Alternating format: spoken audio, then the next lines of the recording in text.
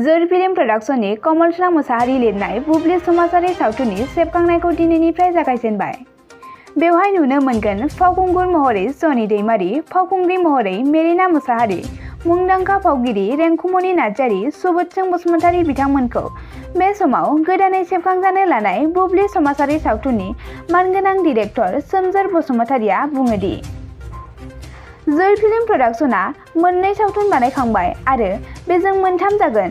समाजाव जाफ्लेबाय थानाय माखासे गाज्रि थासारिखौ सुस्रांनो आरो रायजो राजाफोरनो मोजां मेसेज होनो थांखिजों बे सावथुनखौ खालामनाय जादों आरो रायजो राजाफ्राबो सिगांनि जा सावथुनखौ दिहुननायाव बेयाव गोबां रायजो राजाफ्रा अनसायदों, थिग बेबायदिनो बुब्लि सुंद' सावथुनखौबो अनसायगोन होनना मिजिंथियो।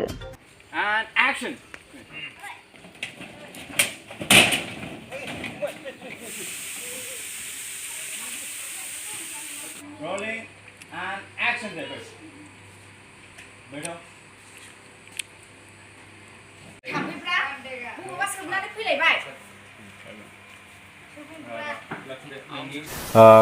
गिबियावनो जोर फिल्म प्रडाक्शननिफ्राय आङो सोमजोर बसुमतारी एज ए डिरेक्टर आङो गिबियावनो बडलेण्ड रादाब आरो बडलेण्ड बुब्लि बे मोननै माने रादाब बिजोंनिसिम आङो गिबियावनो गोजोननाय जासिग्रोदों। जोङो दिनै जोर फिल्म प्रडाक्शननिफ्राय बियो जोंनि थामथि दिहुनथाय। जोङो दिनै मोनथाम जाबाय, मोननै जाबाय, एबार बियो थामथि जागोन। गुसुं सावथुन, सुंद' सावथुन जायखौ जों बेजों जोङो गोबां माने समाजाव माखासे माने मेसेज होलांनो सानदों। बेफोरबायदिनो सुबुं माने रायजोफोरनि गोसोखौ गोजोन होनो सानदों। एबारबो नैबे बुब्लि सावथुननि गेजेरजों माखासे जों मेसेज होलांनो सानदों। बेखौ नोंथांमोना नायोब्ला नुगोन। आसा खालामो बयबो अनसायगोन, आं बेखौनो बुंबाय। सेनियर फावगिरि हिसाबै बेयाव सोर थागोन? जोंहा सेनियर फावखुंग्रि हिसाबै जोंहा बयजोंबो मिथिजानाय मुंदांखा जोंनि बर' सावथुन मुलुगाव बयजोंबो मिथिजानाय मुंदांखा मेडाम रेंकुमनि नार्जारि बिथाङा जोंजों सिगांनिफ्रायनो हेफाजाब होगासिनो आरो होलांबाय थागोन।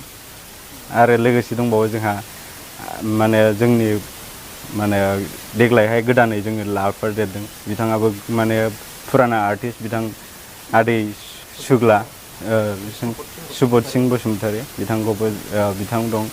आरो लोगोसे दङ जोंहा एलबाम आरो माबायावहाय गोदानै जोङो एज ए एक्टर हिसाबै जोङो जनि बिथांखौ जोंसार, ओरैनो गुबै नामा जोंसार, ओरैनो जनि होननानै मिथियो, बिथां दं। आरो एक्ट्रेस हिसाबै जोंहा मेरिना, बिथाङाबो गोबां सावथुन बानायबोबाय। बेखिनियानो आरो गोदान दङ। ओरैनो जोंनि शुटिंआहाय जों ओरैनो 45निफ्राय 1 घन्टानि गेजेराव दोनदों, ओमफ्रायो 10 to 15 डेजनि गेजेराव जोबगोन आरो। बेखौ जोङो रिलिज डेटखौ जोङो डिक्लेयार होथ'नाय जानाय नङा, माने जोङो माखासे टेकनिकेल प्रब्लेम थायोथ', जोङो बेखायनो जोङो रिलिज डेटखौ जेब्ला जोङो फाइनाल शुटिं जोबो अब्लाहाय जोङो माखासे मिउजिक आरि होनांगौ जायो, बेफोरबायदिखौ होखांनानै जोङो फाइनाल डेटखौ खालामगोन आरो रिलिज डेट। ओरैनो लकेसन हिसाबै जोंनियाव बे मोनसे समाजारि सावथुन हिसाबै जोंहा बाहेरायाव लानांगौनि जेबो माबा नुहुराखै, बेखायनो जोङो लकेल एरियायावनो जोंनि माने गुबै काहानियानो जाहैबाय जोंनि गामियारि थासारिखौ लानानैसो बानायनाय नालाय, स' बेयो जोङो बाहेरायाव लाहैनायनि गोनांथि सानासै, बेखायनो जोङो गामि एरियायावनो लागोन होननानै जों थांखि लादों आरो। बाहागो लानो मोननानै गोसोआव माबायदि मोनदों?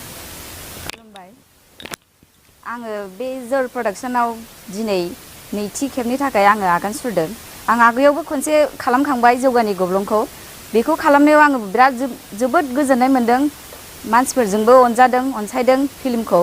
आरो दिनै बे बुब्लि सुंद' सावथुनखौ दिनै आगान सुरबाय।